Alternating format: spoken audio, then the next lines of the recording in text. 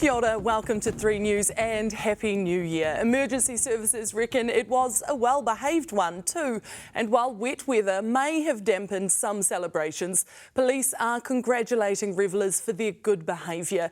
And St John reported 40% fewer call-outs than the same peak period last year. Amongst the parties, there was a sad anniversary for police, with the country's top cop joining street patrols in Nelson in honour of a slain officer. Ruani Pereira has more. Police in Nelson started their New Year's Eve shift in a different mode.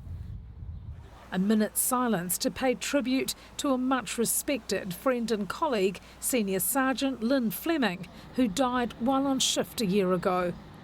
The mood at the briefing tonight was pretty sombre, very sombre. I know there were a few tears. The country's top cop back on the front line on beat patrol in the city to support officers still struggling to comprehend her death. My Nelson colleagues have had a tough year this year, and there is no more important place for me to be tonight on New Year's Eve. It was at this car park where the 62-year-old policewoman's watch ended in tragedy after being mowed down by a car in the early hours of January 1st, 2025. 32-year-old Hayden Tasker is accused of her death. Senior Sergeant Adam Ramsey assisting on the barbecue alongside his big boss. Ramsey was the other officer working with Fleming that night and was also injured. It takes courage, and I really do admire him for how he's looked after himself and supported other colleagues who have really struggled. Many have struggled with the tragedy of 12 months ago. You know, they've had grief to deal with, but they've continued to come to work to serve the community because that's what they joined the police to do.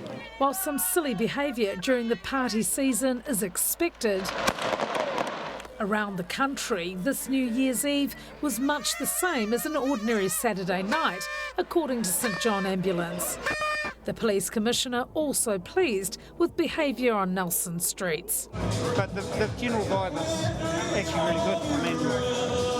I mean, people are happy, chatty. There's a few that I hope go home to bed soon.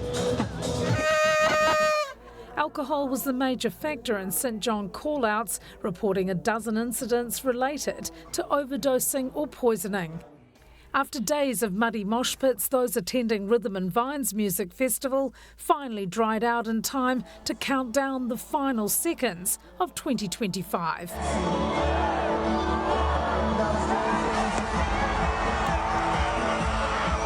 But unlike last New Year's golden weather, around 100 revellers at Twisted Frequency's main event in Takaka had to be evacuated by civil defence after rising river levels caused flooding. The more settled conditions in Auckland drew in the crowds, who came in by the van load for the half-ton of fireworks that kicked off global celebrations.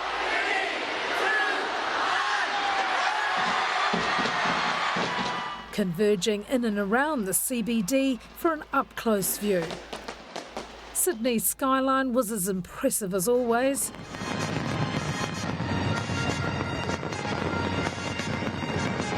This year's event came with the added message of peace in the aftermath of the Bondi Beach shooting tragedy.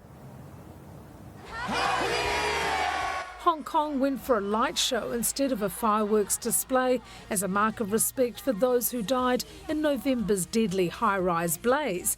And in China, drums and drones.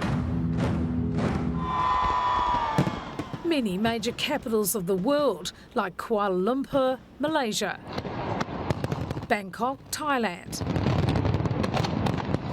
as well as Ho Chi Minh, Vietnam, all erupting into a rainbow of colours.